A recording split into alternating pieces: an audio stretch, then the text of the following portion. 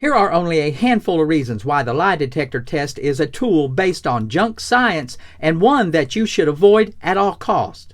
My name is Eugene Cisco. I have nearly 24 years of experience as a prosecutor and criminal defense attorney, and over the course of my career, I have seen many individuals fall victim to the faulty junk science of a lie detector machine.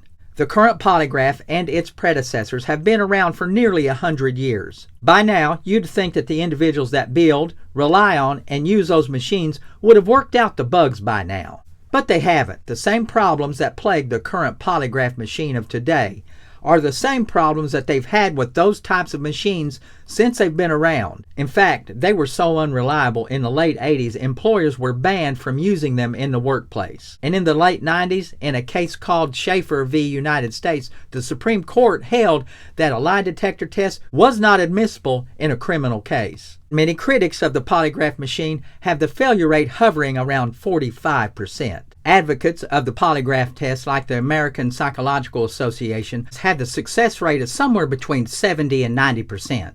When the National Academy of Science took a look at all those bold accusations, they found that only 29% of the subjects that were tested met the standards for a rigorous scientific study. The National Academy of Science determined that a lie detector test performed at a little better than chance, but far below perfection. Despite the fact lie detector results are inadmissible in federal court and are banned in the workplace, still a lot of police departments across this country and several unethical law enforcement officers will tell an accused individual that taking a lie detector test is a good way to prove their innocence. Criminal Law 101 tells us that an individual does not have to prove their innocence in a criminal matter.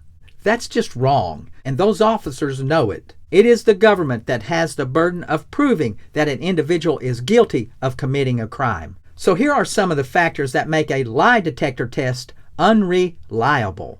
Number one, the basic premise of a lie detector test is that it uses biofeedback from an individual to determine whether or not they're lying. That biofeedback includes things like heart rate, blood pressure, and respiration. Many innocent individuals will experience spikes in all of those things once they're questioned about a crime. The second factor is the type of questioning that's used during the interrogation. This is where the bias of the individual tester kicks in. If the individual administering the test has a bias against the suspect, then you can bet your ass it's going to show through in the questioning. Broad sweeping questions will often make an individual look guilty because they're not sure of the answers they're supposed to give. An individual that's given broad sweeping questions will often fail because they look hesitant and unsure.